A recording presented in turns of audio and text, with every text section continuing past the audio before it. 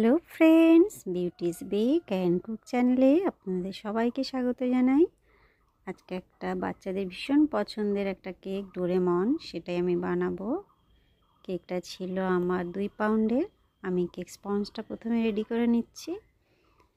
কেকটা আমার ভীষণই গরম ছিল।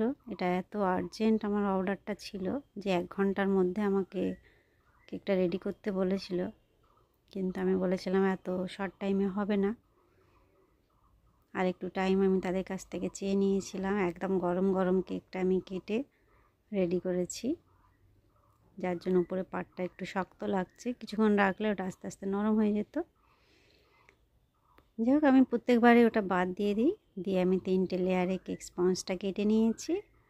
নিয়ে প্রথম লেয়ারের উপরে আমি একটু চকলেট গানাশ দিয়ে দিলাম।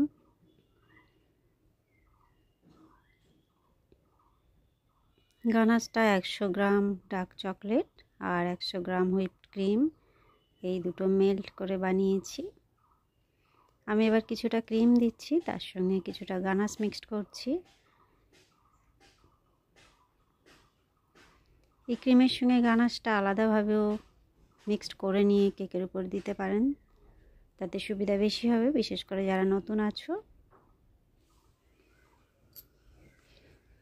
প্রত্যেকটা লেয়ারে সমানভাবে ক্রিম দেওয়ার জন্য অসুবিধা হতে পারে, সেক্ষেত্রে পাইপিং ব্যাগ ব্যবহার করলে বেশি ভালো হবে।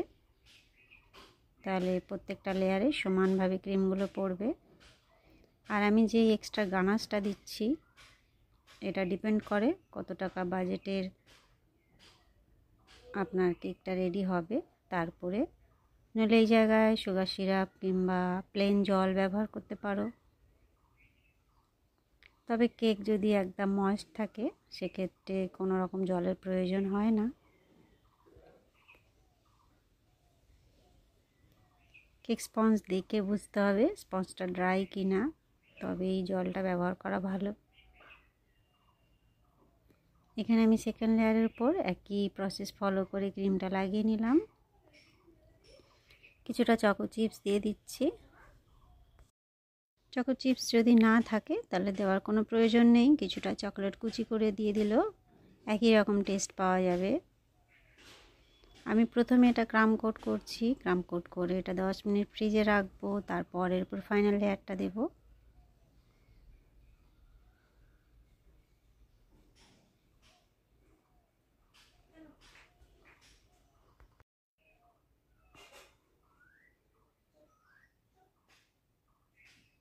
ক্রাম কোট করাটা খুব দরকার পড়ে, কেননা যে কেকের গুঁড়াগুলো থেকে যায় সেগুলো অনেক সময় ফিনিশিংয়ের সময় উপর দিকে উঠে আসে, ফিনিশিং ভালো লাগে না দেখতে।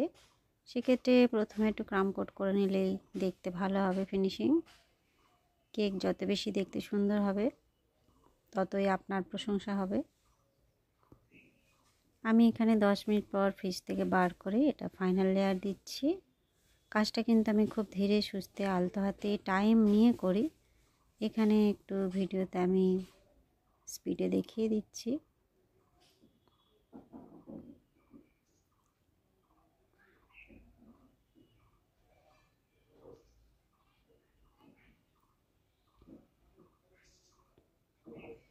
ফিনিশিংটা একটু ধীরে সুস্থে করবেন।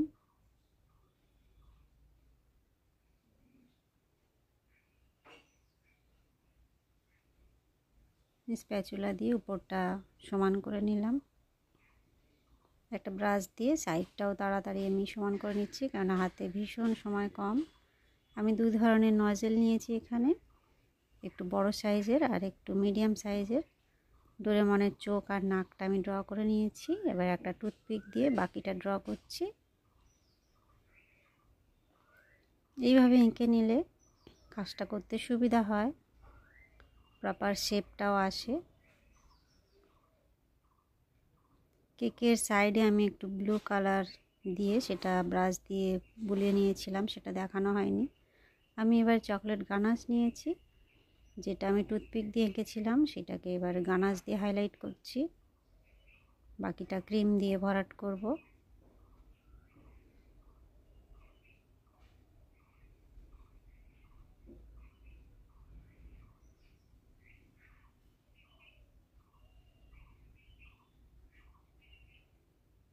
আশা করি এইবারে বুঝতে অসুবিধা হয়নি।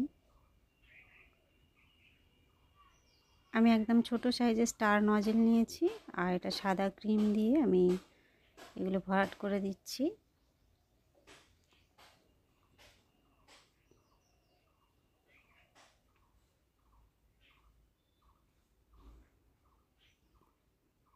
ভেতরের পাটটা সাদা ক্রিম হবে আর বাইরের পাটটা নীল রং হবে।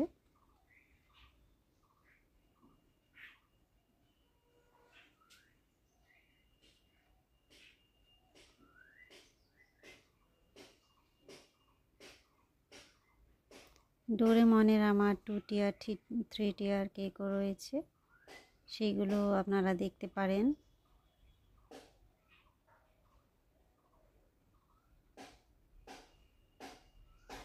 এবারে বাইরের পার্টটায় আমি দেব, কিন্তু তার আগে একটা বর্ডার করে নিচ্ছি।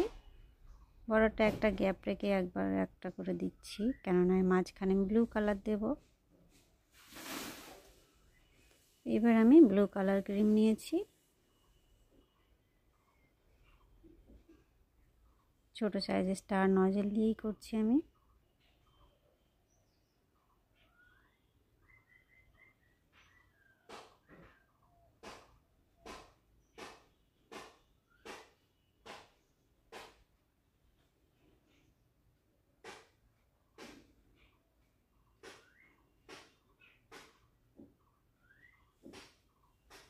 পুরোটাই আমি কমপ্লিট করে ফেলেছি। এবার নিচের বর্ডারটা যেখানে যেখানে গ্যাপ রেখেছিলাম সেইখানে দিচ্ছি ব্লু কালার।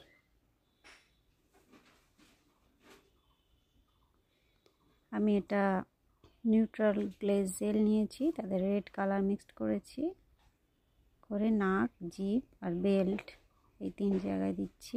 বেল্টের মাঝখানটা আমি ইয়েলো কালার দেব।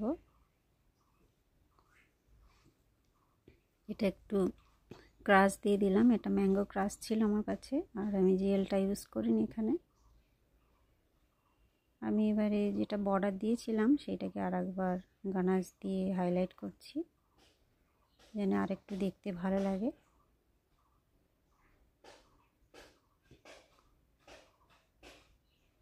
আমি একটা চোখ বন্ধ অবস্থায় রেখেছি, একটা খোলা, ব্যাস।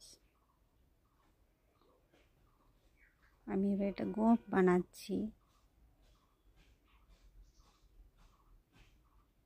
নামটা লিখে নিচ্ছি গানাশ দিয়ে, কোনো রাইটিং নজেল এখানে ব্যবহার করিনি।